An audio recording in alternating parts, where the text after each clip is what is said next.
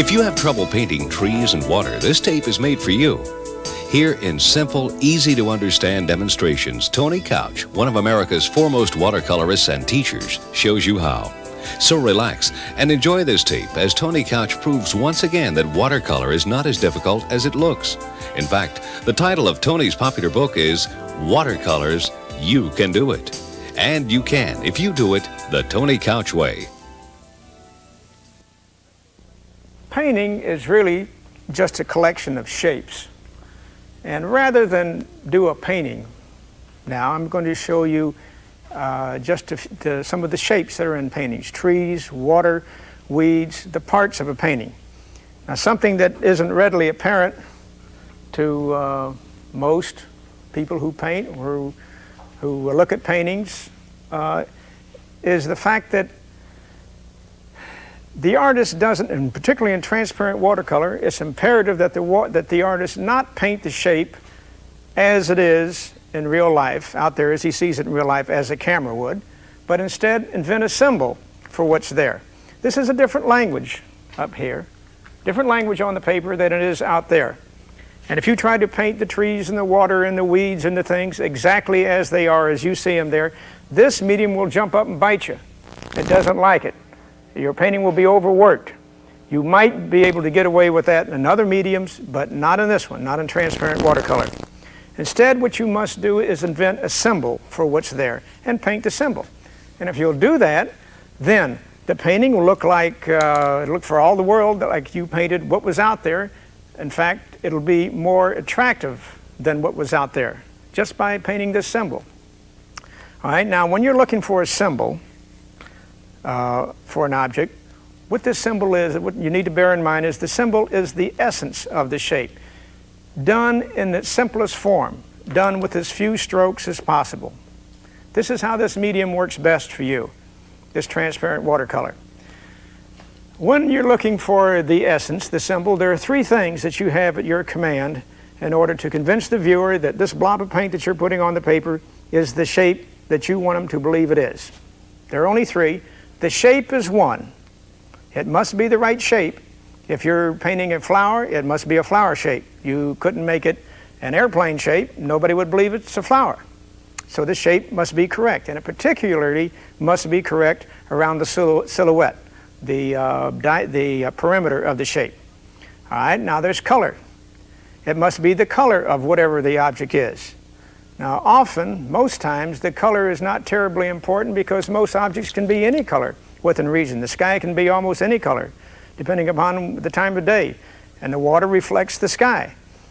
Trees, depending upon the foliage on trees, depending upon the season, could be green or yellow-green, or red and orange and colors like that in the fall, or brown in the winter. Just depends upon the season. So color is one of the things you have to consider when you're looking for a symbol if the shape has a characteristic color, a color that identifies it. And lastly, the last thing you have to concern yourself with is texture. Textures are important for identifying the shape. It's the third element that you have. And textures are important usually. If you're using texture to identify a shape, you have to be sure to get that texture at the edge of the shape. All right, now, let's take a few of these shapes that you put into a painting and see how we can find textures or find symbols for those. And what I'll look for are those three things: shape and the color and the texture. What I'm looking for is a characteristic shape, characteristic color, and the characteristic texture for that shape. Now the first thing I'm going to take is trees. The reason is you always have to put trees in your painting. You can hardly do a landscape painting without trees. You're forever putting them in there. Now there is a little trick that you can that I can show you about trees that will, or a symbol for trees, that if you will just follow it, you will always have nice looking trees. I put trees in three categories: palm trees, pine trees, and something I call hardwood trees. Hardwood trees are those trees that lose their leaves in the winter so that what's left is just a skeleton. All right, I'm not going to show you palms or pine trees here. I want to show you the hardwood trees because hardwood trees appear everywhere. And Therefore, most of your paintings are going to have hardwood trees in them. Now, I remember very well my period of painting awkward hardwood trees. I went through agony for years, sometimes coming up with a pretty nice looking tree, but other times it was awkward. There was something wrong with it. Didn't know what it was. Finally, I sat myself down and analyzed these trees to see just what it is that they're doing, and I found that all trees grow basically the same way. Now, there are trees that I came up with what I call an ideal tree, or a nice looking tree. Now, a nice looking tree is one that has grown up by itself out in the open with plenty of sunlight all around it. If a tree grows up that way, there is a particular way in which it grows, and it's a nice looking thing. In the forest, it does something else. It's not particularly a nice looking thing, and the reason is the tree in the forest can't get sunlight all the way around it, and so it can't develop as it should all the way around. It may be developed on one side that was on the edge of the forest because it got sunlight there, but it didn't develop on the other side, so you'll have a tree with well-developed limbs out here like this, and limbs on the other side about like that. Or you may have a tree that's in the middle of the forest and its limbs are like this, and maybe they're well developed up at the top, because the only place the tree could get the light was up there at the top.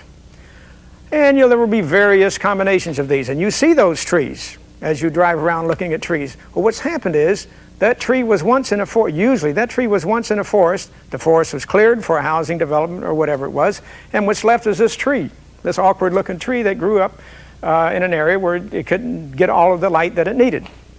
Now, other trees do get all of this light, and when they do, they're beautiful trees. And that's what I'm going to show you, this ideal tree, one that has grown up with sunshine all around it. This is what I put in my paintings. You might want to do it yourself. Rather than paint these awkward looking trees, I'll paint these beautiful trees, these well-developed trees. Put them everywhere in the paintings, in my paintings. Now, where you will see these trees that I'm going to show you in real life is almost unfailingly will be in a field in which the tree has grown up by itself with no trees around it, or in a development, say an office park or a shopping center or someplace like that. Now, the reason you see them there is the land was cleared, they built the buildings, and then they planted the trees, and the trees came from a nursery. And in the nursery, the trees were planted and grown under ideal conditions, which is no other trees around it so that it could get plenty of sunlight, and so they always have these nice looking graceful trees. All right, so now we're interested in painting nice looking graceful trees for a painting. And that's what I'm going to show you the symbol for that. Not the awkward trees, but the graceful tree. This is the tree that you see maybe 60% of the time, or 60% of the trees grow that way. And the other 40% would grow that way if they could, but they can't. All right, now, I'm going to show you the symbol for that first, or describe that tree first, and then I'm going to show you how to paint it with some foliage on it. First, I'll show you how it grows without any foliage, and then I'll show you that tree with foliage. All right, this ideal tree that I'm going to show you can be adapted when you get through with it. Once you have this ideal, this formula for the tree, it can be adapted to various things. You can adapt it to various species of trees if you need to do that, just by changing the shape of the trunk and the limbs and leaving the rest the same. And you can take out gaps of the limbs that I'll show you in here as a diseased tree would have if you have to have a diseased tree. Okay? Now there's one other thing. A tree is really just a large bush. So once you learn this formula for an ideal tree, you also know how to paint a nice looking bush. Just paint a smaller tree is all. Bushes grow exactly the same way. Okay, now if you're ready, I'm going to tell you. Here's how it works. Now this isn't going to be what you see out here. This is a symbol for a tree that I'm showing you. If you'll paint this symbol whenever you need to paint a tree, you will always have nice looking trees. All right, and it works this way. The tree has maybe 15, 20, 30, 80, I don't know, different thicknesses, any tree. Any tree will have at least that many thicknesses in width. The wood in the tree will have that many thicknesses in width. All right, as usual, we need to simplify what we see. So I simplify this tree into 4 widths. And it works this way. The tree trunk is 1 width. That's the thickest. Okay? Then I say the trunk grows into limbs. And this trunk does. It subdivides itself into limbs. And the limbs are the next thickest unit of the tree. The limbs then subdivide themselves into branches, and they're the next thickest. The branches subdivide themselves into twigs, and they're the thinnest part of the tree. So there are 4 thicknesses to the tree. What you're dealing with here is line work or calligraphy. Anytime you're dealing with line work, remember thick and thin. Be sure to get a variety of thickness to your lines. It doesn't matter if it's a tree, a building, lace, whatever it is. Thick and thin is what does it with line work. That's what makes the work beautiful. The reason is, principle of design, repetition with variation. You're varying the width of these lines. Okay, so now you have to be sure to get those widths in there. Again, the thickest is the trunk, the next thickest the limb, next the branches, and the thinnest are the twigs. All right.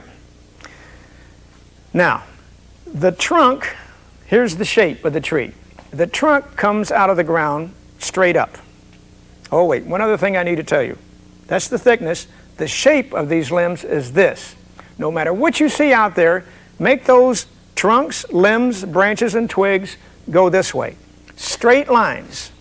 Then when you need to change direction, back it up just a little and then go in the other direction. All right, when you need to change direction again, back up just a little and go off again in a straight line at an angle. You see, these are angles. No curved, wavy lines like that. Even though you see them out there, don't paint them that way. That's not the symbol for the tree. Okay? This way. And that goes for the trunks, the limbs, the branches, and the twigs. No curves in it, just angular lines. All right, now, the twigs do that. Just like I said up there, you can paint all your twigs that way, but with those twigs you can vary it a little. You can also give it a graceful curve, a sweep upward, up towards the light. Only those fine branches at the end of or fine twigs at the end of the branches. Remember, the trunks subdivide themselves into limbs, limbs subdivide themselves into branches, branches subdivide themselves into twigs. All right, now, the trunk grows straight up out of the ground, like that. Give it a little bit of flare down here for roots, but not much. Grows straight up out of the ground, and it's the thickest part of the tree.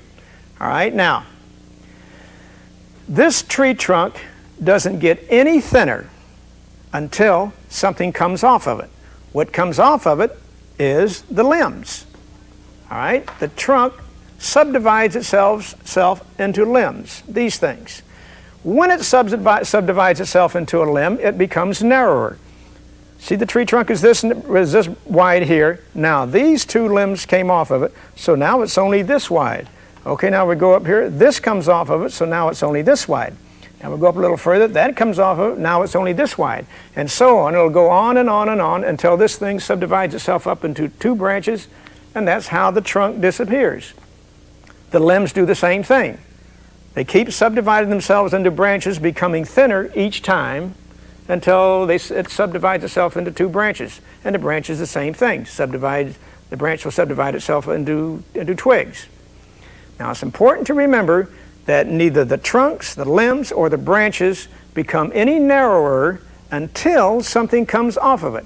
Don't make it narrower before something comes off of it. The amateur painter will always do that. That's characteristic of an amateur.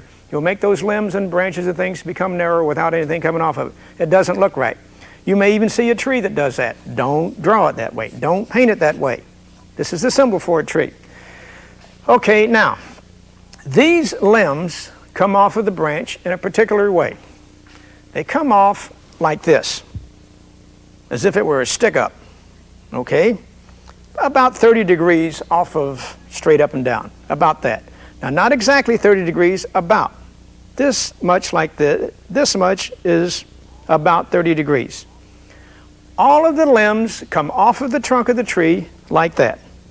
Okay, now you may see some that do something else. Don't paint them that way. Do it like this, all of those limbs.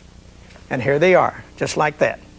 Okay, trunk and limbs. Okay, remember, they're straight, like this. They change direction at an angle. They don't become any thinner until something comes off of it, till they subdivide themselves into something else. Remember, thick and thin. Okay, now we're down to the branches. The limbs go off at this 30-degree angle. The branches do something else. Here in the black, we see the trunk and the limbs. See those limbs coming off at a 30-degree angle? Now the red that we see there are the branches and the twigs at the end of the branches. And look at what the branches are doing. They're doing something else. They're shaped like this still. Nothing changes. They're shaped like that. Those branches are this or that. But what those branches are doing is this. And if you'll just learn to do that, you'll always have a nice looking tree. This is a symbol. This leaf symbol tells you what these branches do. Up at the top of the tree, they come off at about a 30-degree angle, just like the limbs did. But then, as you descend the tree with those branches, they do this. They start dropping towards the horizontal until about 2/3 of the way down the tree, right about here, these branches become horizontal, or I should say parallel to the ground. Horizontal, parallel to the ground, like this. Just like these things are doing. Now that isn't all. They also become a little longer as they go down the tree. They're shorter up here at the top. As they go down the tree, they're longer, until right down here, this part, they're the longest that the branches are. Now, immediately below that 2/3 of the way down the tree come these little branches here. If there is anything there below that 2/3, they are very short and they droop downward, just like these do.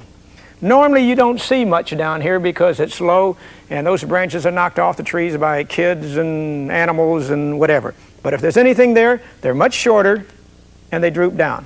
That's what those things are there. Here are the branches at the 2/3 of the way down, 2/3 of the way mark.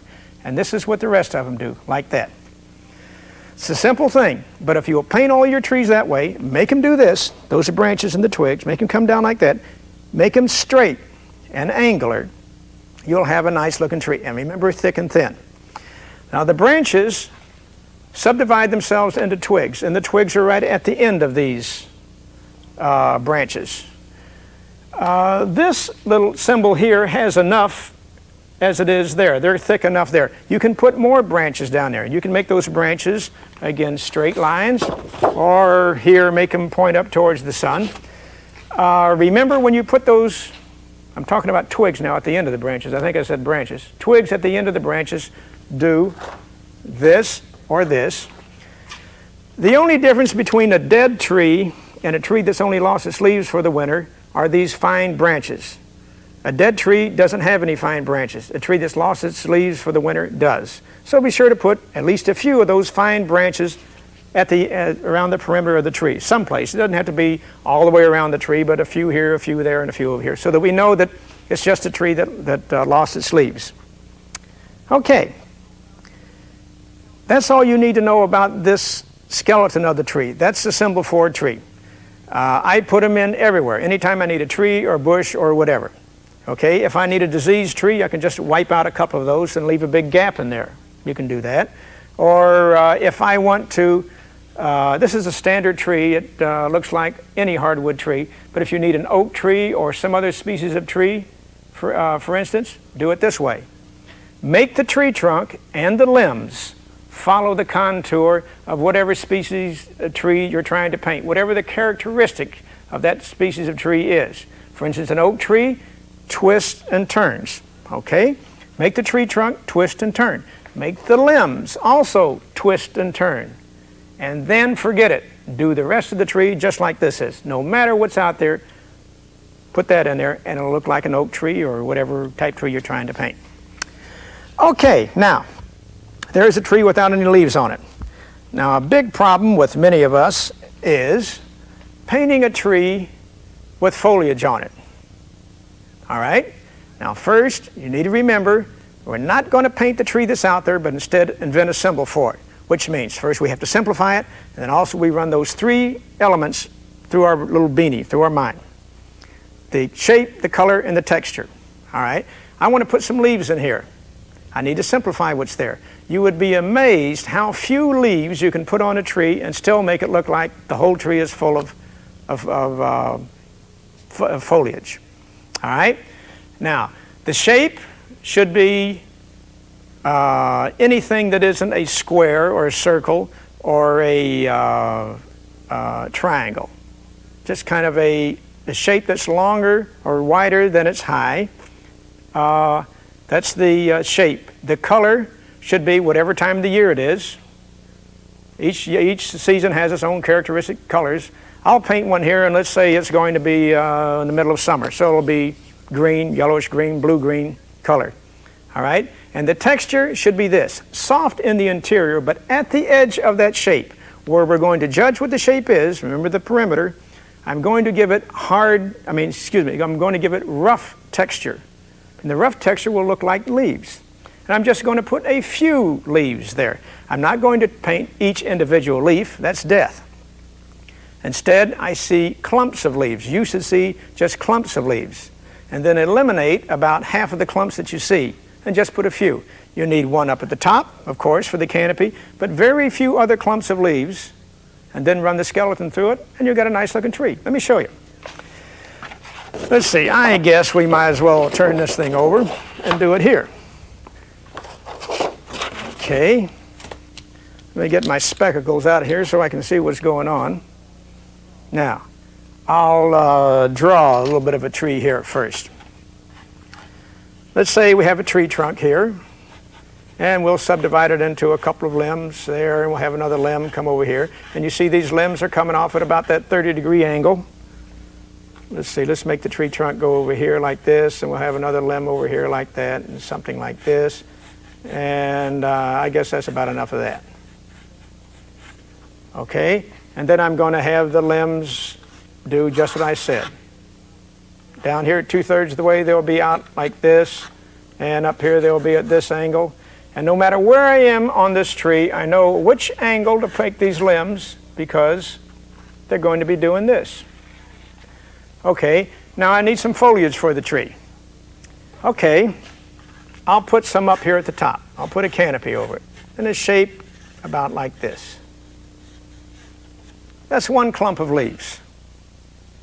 All right, let's make this thing a little narrower too.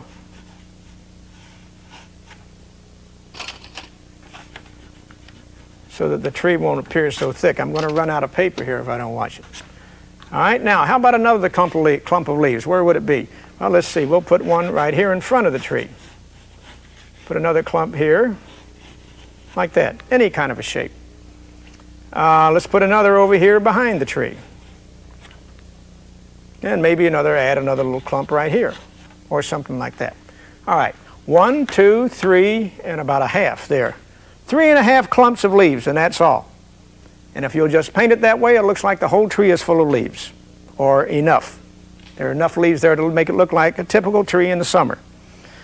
Okay, so now let's see. I said that I needed to make it rough on the outside and soft on the inside. All right, now what I really need is a round brush here. And I also need to paint with as large a brush as I can paint with and still get the job done. How big is that? Well, let's see. This one here is big enough.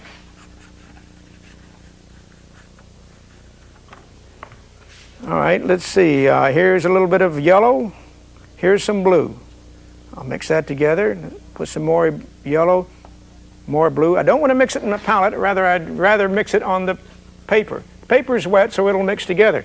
Let me get some more yellow and put it in here. Okay, I'm going to make it a little darker down here at the bottom. Now see where the paper is dry? I get rough texture. Look at the angle of the brush.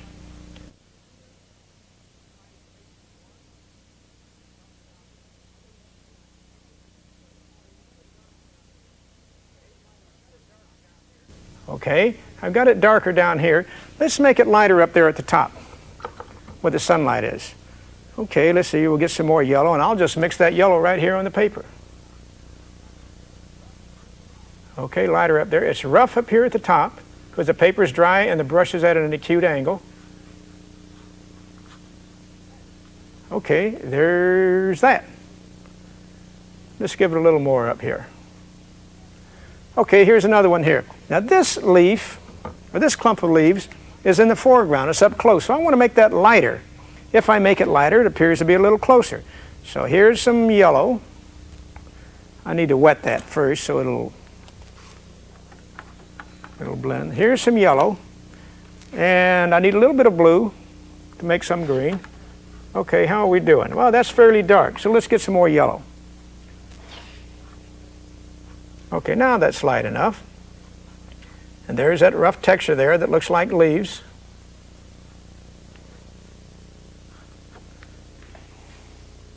And just any old shape, some kind of like this. Okay, how about on the other side? This is on the far side of the tree, so I'll make it darker. Okay, if it's darker, it looks like it's shaded by the tree. It looks like it's at a greater distance. Okay, so this type thing.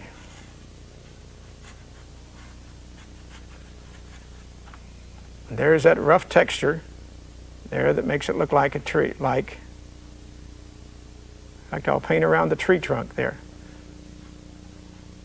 Rough texture makes it look like leaves. How about over here?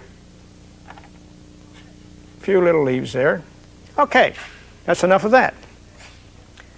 Now I need to paint the limbs in there, the trunk and the limbs and so on. Okay, let's see. Let's make the top part, the bottom part of this trunk light. Okay, if I'm going to paint that light, then I better paint darker around it so that it'll be light. Okay, what are we going to have up here? Let's say there's some sort of trees or something in the distance. So they'll be blue, and it'll look like this. Let's put some brown with it to gray it down just a little. And there are some trees in the distance. All right, here's my tree trunk right here. Here's some more trees in the distance here.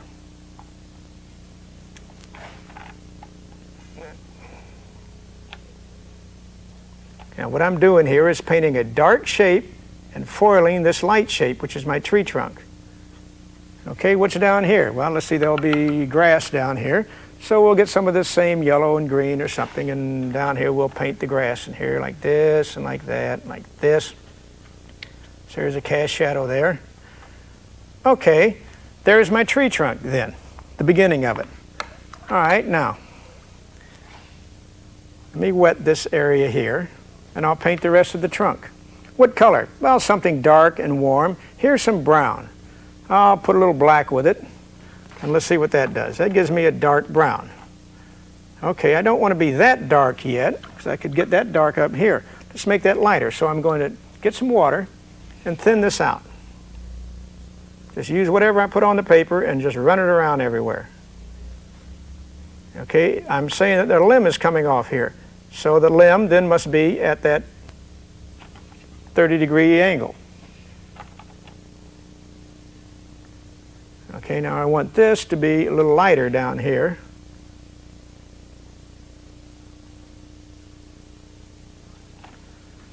Okay, and now I can stand for that limb to be a little, or the limbs to be a little darker right here. Okay, here comes that limb at that 30-degree angle, one limb, 30-degree angle. Up here like this. All right, now it's going to subdivide itself into another limb. This foliage is in front of the tree, so I'll stop it right there. Pick up this other limb, come up over here and subdivide it into two other smaller limbs like that, and make it disappear up here. Okay, how about the rest of this tree? Let's change the color a little. We'll give it a little blue with the brown, something a little purple color. Change that here like this. Have another limb come up here like this. Now this limb is going to pass in front of that tree, or this bunch of foliage. So it's got to be darker than that. That's not dark enough. All right, so let's see. Let's put this in here like that. And this limb up here like this. And make that thing subdivide itself into smaller and smaller sections. into limbs that are going off at about a 30-degree angle. Okay, and now I can afford to get a little darker because this now we're on up in that tree. So okay, just as dark as I can get it now. Here's a little black, and here's some brown. And let's see, here we go with this limb. Right up over the top of this, and that's darker now, and so I can paint it right over the top of this. And that limb is subdividing itself into smaller and smaller pieces. And that's how it gets smaller. It needs to be a little thicker right down here. This limb the same way. Here's some shadow down here from that. So it's darker there. This is going to be a little darker there and a little darker there. All right. Let me switch to another brush. A little better brush. I need to change the color a little. I'm using all the same colors, so let's use some blue and some brown or something. Make sure it's dark. And the rest of this limb is, here it is here. Now it's going to break itself up into smaller pieces here like this. I need to be very dark here because I have to paint over the top of this. And I have to make it disappear up in here.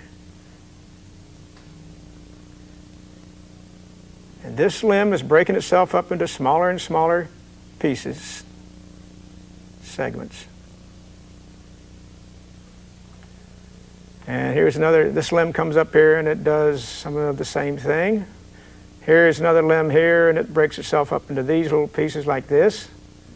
You see, these are straight lines, none of these curved lines. Okay, so now we've got the trunk and the limbs. Now we need the branches. And the branches do this. Okay, let's see. I see a little wet spot, a hard edge there. Let me get rid of that. And a hard edge here. Let me get rid of that. Okay. Now I'll use a rigger to do the rest of this.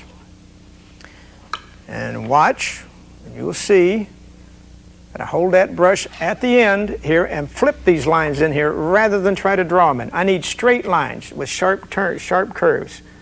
All right, so here we go, like this. Very thin lines.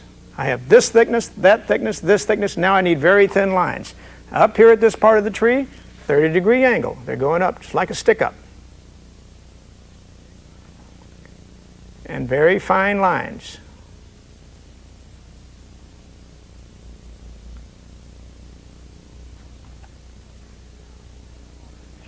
Okay, now in this part of the tree, well, let's see, we're still up in the upper part, so they're going up about that 30-degree angle.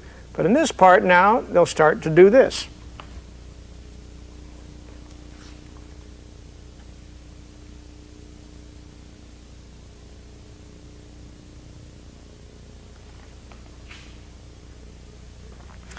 Let's see, here comes a limb here. And so on this part of the tree, it's going to have to do this, be at that angle. There are those fine limbs at the end. Okay, if there's any, that should be a little thicker right there. All right, let's have another limb right here. It'll come off at about this angle.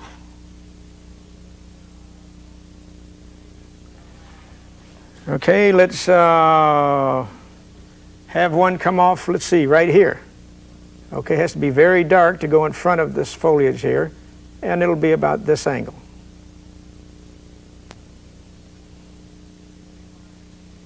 And it's straight lines, changes direction at an angle. Should be a little thicker right here. And let's have one limb come off over the front of that trunk here rather than have all of them come out the side.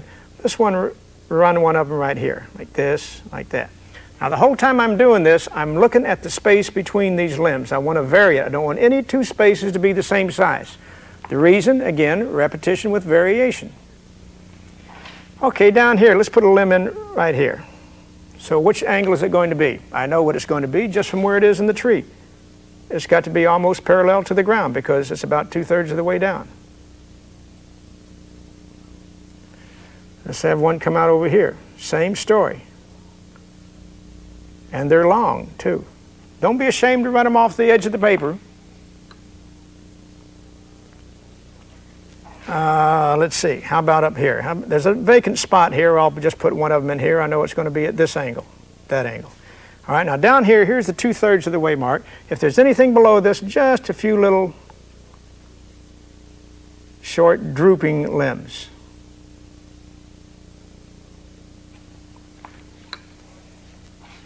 I see some hard edges in here, so I'm going to take a brush, and since the paper is still wet,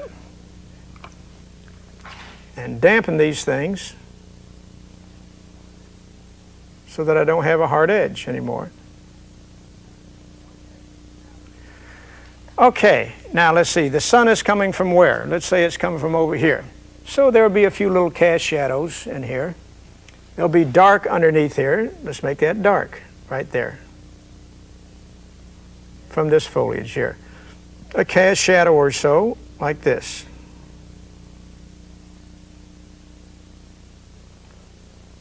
The tree will be a little darker down here in the cast shadow. This will be a soft edge and make it blend in with whatever's down there. And that's enough of that. There's a tree with foliage in it. And it just takes just a little bit. You could put a little more foliage in it, but this is enough right here. This says there's a tree. Okay, it says a tree with foliage, I should say. What else have we got? Well, let's see, we could, in your painting, you will have to put trees, that's true, with foliage, without it. If you want one without foliage, just leave this off, and there's a tree without any. What you could do then, if you have a tree without foliage, is just add a little bit there, depending upon the time of year. Let's say late fall. You have a tree without any foliage right up here. Just to put around the edge, put a few little of these things like that. Just some rough brush shape. Touch it a few times and it looks like leaves out there. And they can be any color. Red, yellow, whatever it is in the fall. Late summer it would be about this color, I imagine.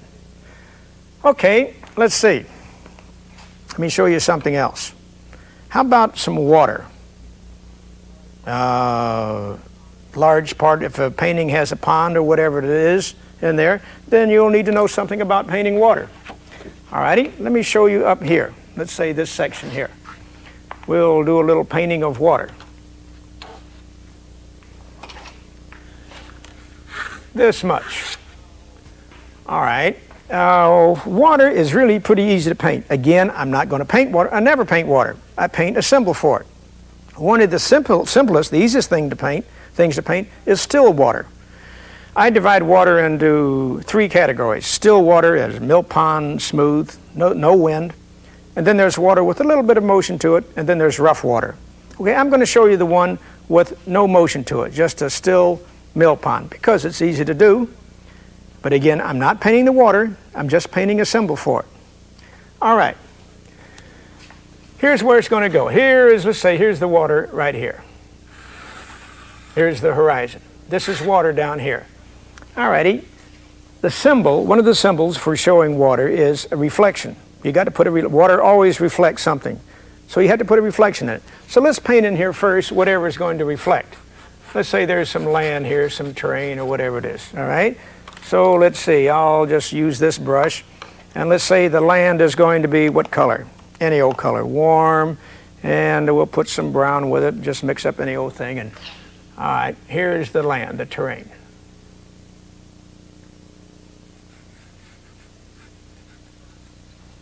Let's change the color again, wet this thing here. And let's see, I need something, some blue in there or something. How about a little purple? Haven't used any of that. There, that color. Now there's some color change. Now down here at the bottom, I want rough texture. And the reason I want rough texture here at the bottom is I'm really painting the water down here. And this is distant water. And if I give it rough texture here, it'll appear as though sunlight is dancing off the water in the distance. Just that rough texture will do it. Okay, so there's that, there's that. Let's change the color again. We'll put some of this green or something in here. And oh, that's a little too gaudy. It's a cool green, not the color for foliage. Warm green is a color for foliage. This stuff, some more yellow in there. All right, let's put some trees or something in here. Okay, pow, this kind of stuff. Here are some trees in there. How do we know these are trees? Well, I'm going to put a few symbols in there for trees. First, just a blob of color. And I'll change, the paper's wet, I'll blend that color together. Here's some purple in here, some blue. Put it in there. Let's make it look like a few leaves there. And let's make it darker right here in the interior.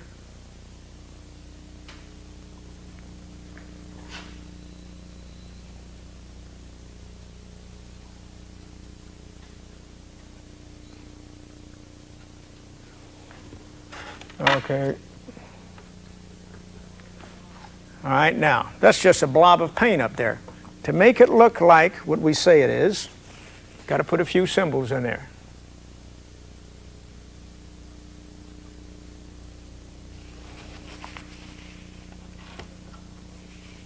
And the symbols are going to be tree symbols. Tree trunks, like that. There's one there, there's another there. Here's some limbs out here. Here's another one here like this. There's another one there, like that. Here's some more here. Just symbols.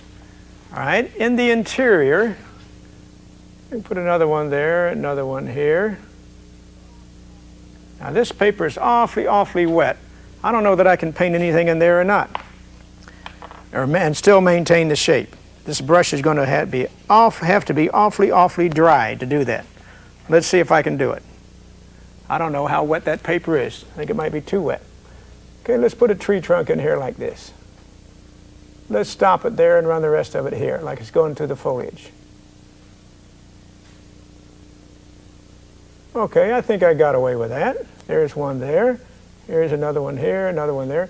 Let's make a big thick one right here. And let's have something right up here like this. And let's just put a stiff tree trunk, a thick tree trunk in here. Something over there, something there. Now that's beginning to look like a group of trees. I didn't paint a group of trees, just a glob of paint, and put a few symbols in there,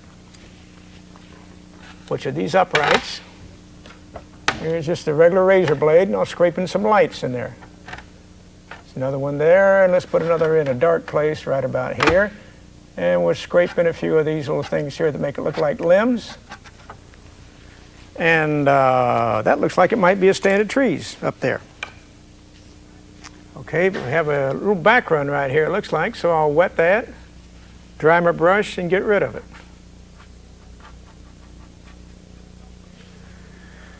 Okay, let's see. Just to convince you that those are trees out here, I'll put another one right out over here, all by itself. Just a symbol for a tree.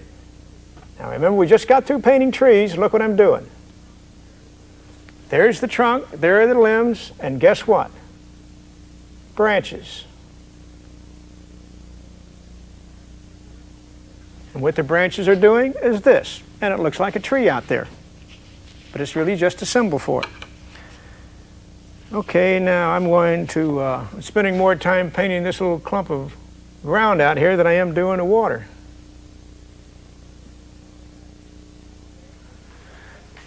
Okay, there's that. Now we want to put the water in here. All of this just to have something to reflect in the water. All right, now here's step one for painting water, smooth water. Gradation. Gradation is a principle of design. Gradation means a gradual change from something to something else. In this case, it's going to be in value, that is, dark versus light. Value is the lightness or darkness of color. All right, what color is the water going to be? Well, it would normally be whatever color the sky is. I have a white sky here. Let's say the sky is usually blue. We'll give this a blue color. Okay, first let me clean my palette here.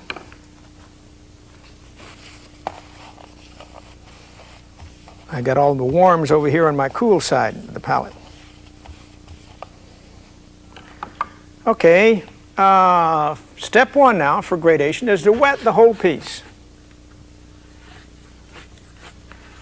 I'm going to leave the top of it dry, fairly dry. And the reason is I want rough texture up there at the top because I want it to look like sunlight dancing off of the waves or off the water up there. In the distance, we'll say the wind is making it move a little and the sunlight is dancing off of it. All right, but down here, I wet the whole thing. And the reason I want to wet the whole thing is I have to use some gradation in here. Now, the color I said is going to be blue. Okay, here's some blue. And that's a little gaudy. I'll put a little brown with it to gray it down. And maybe put a little more blue. I don't want that gray. Okay, let's see what I have. This is fairly dark down here. That blue. Okay, now that's fairly dark. I want it to be, I think I need to make it darker down here. Let's do that, a little darker.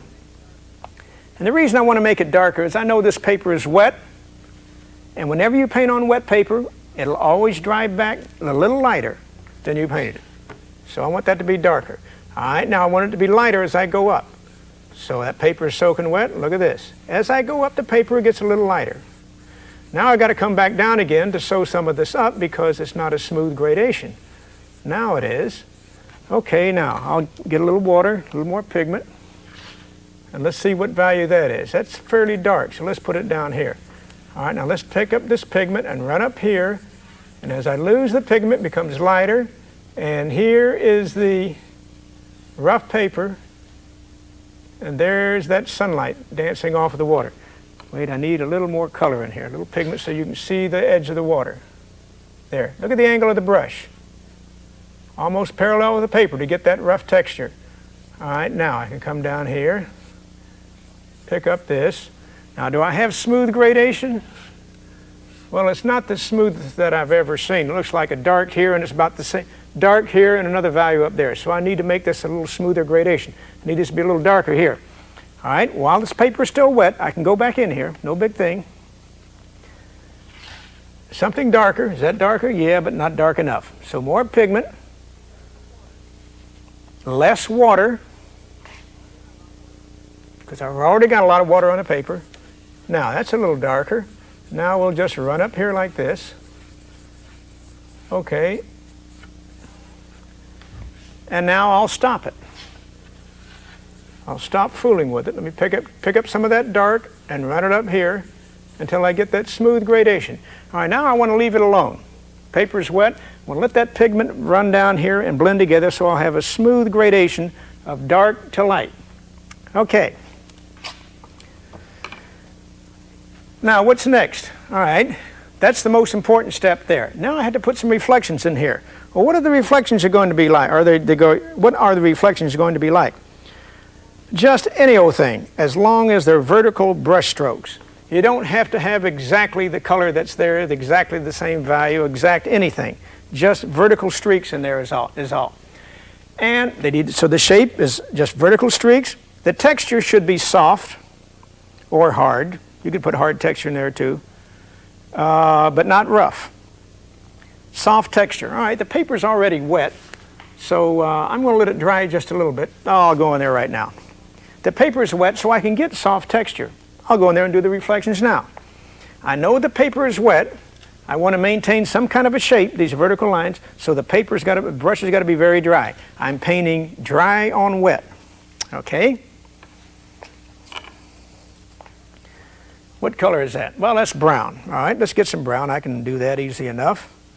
Let's see. Let's get some, what's this color up here? There's some yellow in there and a little green. Okay, let's keep that. Now the brush has got to be dry. So I'll grab this thing by the base of the brush there so that I get rid of the water but keep the pigment. All right, let's put a reflection in here. I'll start down here and just give it a fast stroke. Now by giving it a fast stroke, I have rough texture up here where I want it because I want the light bounce to be up there, or it looks like the sunlight's bouncing off of it. But I should get soft texture down here. I didn't get it. I got rough texture there. So I better make the brush a little wetter then. All right, let's try this again. Now I have soft texture down here and rough up there. All right, let's try that again.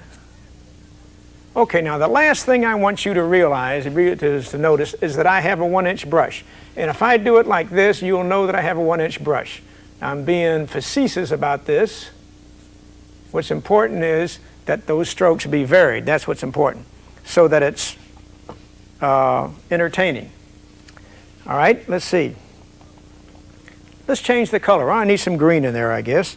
So here's some warm, and here's some blue, some yellow and blue, and that gives me a greenish color. And let's try some more of this stuff here. All right, let's leave a little gap, and we'll put the rest of this in here like this. I didn't get my rough texture in there. I better dry the brush some. Okay, let's see. This is about the same width of that, but I guess that's all right, no big thing. I better change the color a little more. Dry the brush. I don't want to get a background over here, so I don't want that to be too wet. I'm afraid I might have gotten too wet there. But if this paper is wet enough, it won't matter. I'll run that down just in case. Okay, and here just a little bit more. So some kind of yellow or something, roughly the color of what's there. Dry the brush. Okay, and we have those vertical streaks. Okay, now, the next step is to lift out some horizontal light streaks out of here. So I'll clean the brush, dry it, just as dry as I can get it. Okay, and then I'll lift out some of these horizontals in here.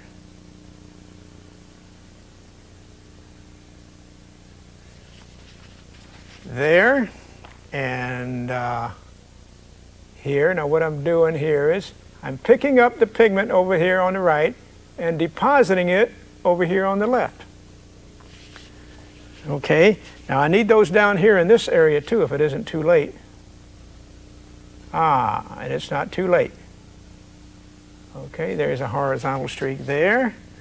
And let's put another one in right here. Okay, and maybe another up here someplace.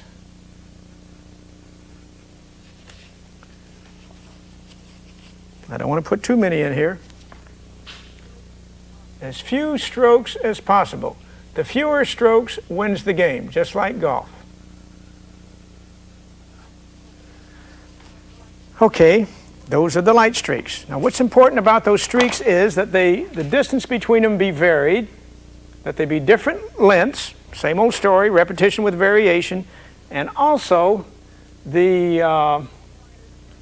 be a little wider here and narrower there, back in the distance, to give the illusion of depth. Now let's see, this thing is hard edge and rough brush. I have too much rough brushing in here. Let's see if I can wash a couple of these things together without getting into trouble. I'll try this one and that one.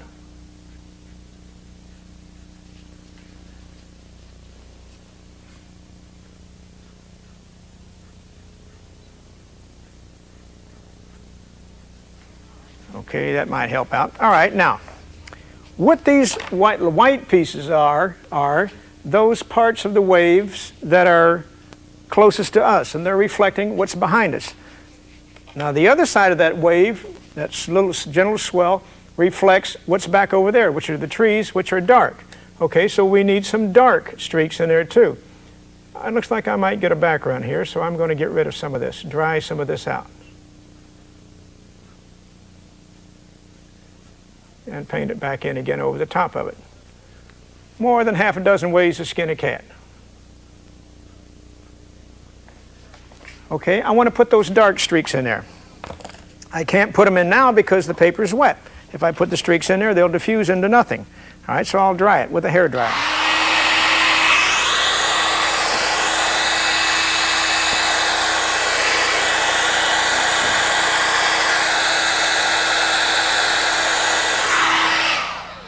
I'm about to lose one of my light streaks. Let's see if it isn't too late to get it back.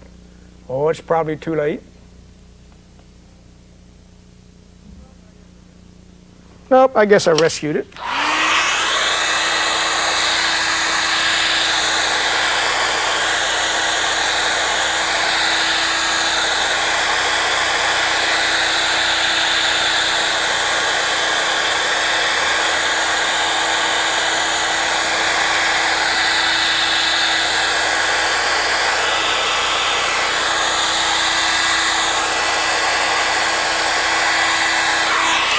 Okay, that's dry enough.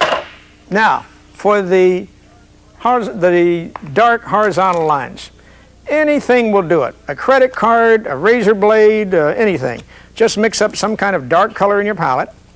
Doesn't matter, anything, just so it's dark. I'll put some black in there and some brown, whatever it is.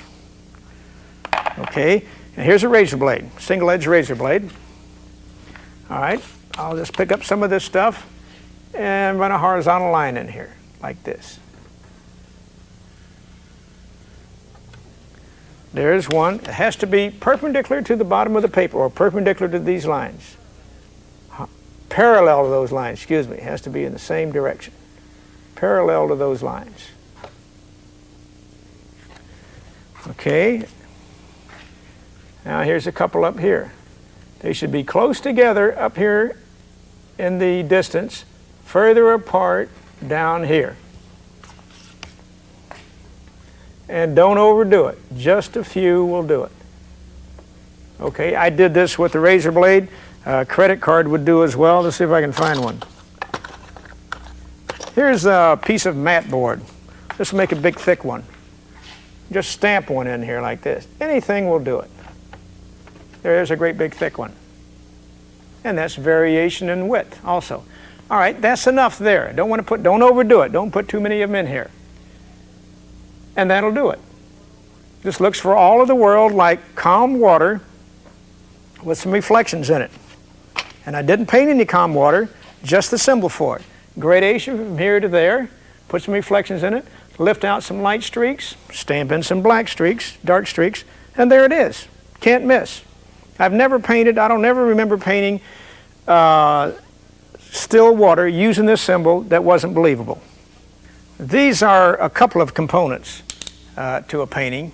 In another video, I'll do a demonstration painting in which all of these components come together, these and others come together into a painting, and you'll see how all of these work as a unit. See you there.